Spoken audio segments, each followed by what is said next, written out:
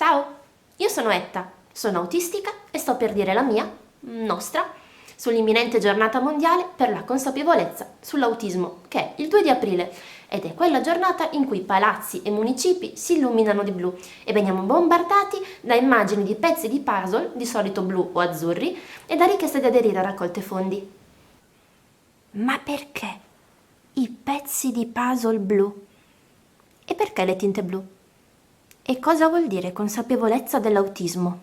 Il pezzo di puzzle fa la sua prima comparsa nel 1963 come logo dell'inglese National Autistic Society e al suo interno conteneva l'immagine di un bambino piangente a simboleggiare la profonda sofferenza che vivono i bambini autistici per colpa di un handicap e di una malattia misteriosa e impenetrabile che li isola dal mondo, a puzzling condition. Era un simbolo orrendo, sì, ma era anche il 1963 e l'autismo era ancora considerato una malattia psichiatrica, nonché una condizione prettamente infantile. Nel 2005 il pezzo di puzzle blu comincia a essere conosciuto in tutto il mondo come logo dell'associazione Autism Speaks, che tuttora lo utilizza. Il blu, oltre a simboleggiare il mistero e la tristezza, viene anche utilizzato come richiamo all'infanzia maschile, poiché sembrava che quasi tutti i bambini autistici fossero di sesso maschile. Tutto questo alimenta il frequente collegamento tra l'autismo e lo stereotipo di un bambino non verbale posseduto da una malattia che lo costringe a comportamenti inspiegabili.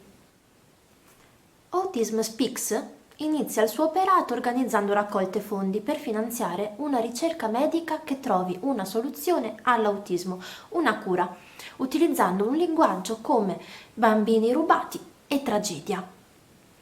Ora ha cambiato lessico, ma non il modo di utilizzare i fondi raccolti e la comunità autistica non ha mai smesso di scagliarsi contro questa organizzazione dalla quale non si sente affatto rappresentata, bensì insultata.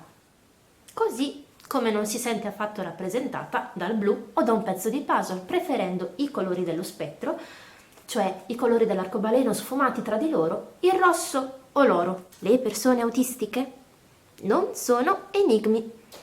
Questa percezione dell'esistenza di un enigma, di un muro, è dovuta alle reciproche diversità.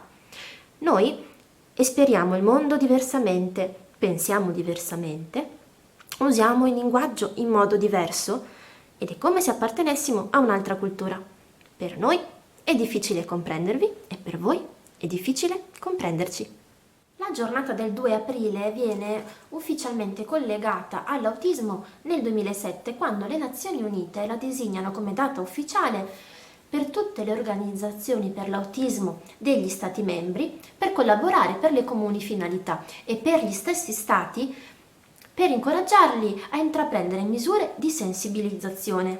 Questa giornata nasce senza colori e senza simboli, ma l'operato di Autism Speaks ha fatto sì che la loro identità grafica venisse poi utilizzata in tutto il mondo. Ora, io sinceramente credo che quasi tutti siamo consapevoli del fatto che l'autismo esista e che le persone autistiche esistano, no?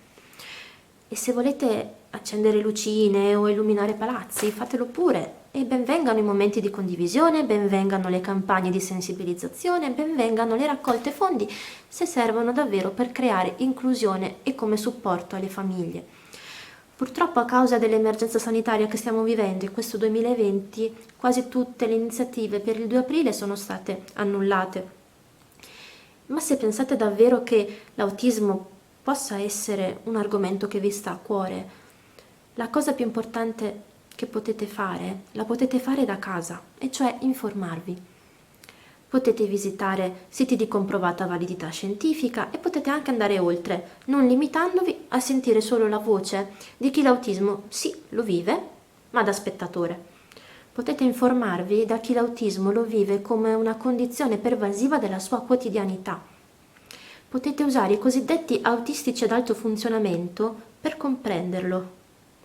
Potete visitare i loro blog, i loro canali YouTube, leggere i loro libri, conoscerli, perché purtroppo dal 1963 sono passati quasi 60 anni ma noi ancora dobbiamo leggere e ascoltare espressioni come affetti da autismo, quando ormai è saputo, risaputo, strarisaputo che autistico ci nasci, non puoi esserne curato e non puoi esserne affetto, così come dobbiamo sentire ancora bambini con autismo, come se l'autismo fosse un accessorio, un parassita che a forza di essere normalizzato prima o poi dimentichi a casa. Siamo persone autistiche, non siamo persone con autismo. Vi faccio un esempio semplice. Avete mai sentito dire persone con omosessualità? No? Suona abbastanza male, vero? L'anno scorso poi è stato lanciato l'hashtag sfida autismo, perché purtroppo l'autismo viene ancora vissuto come un mostro da sfidare, da combattere, da sconfiggere, ma sono le persone autistiche a essere l'autismo.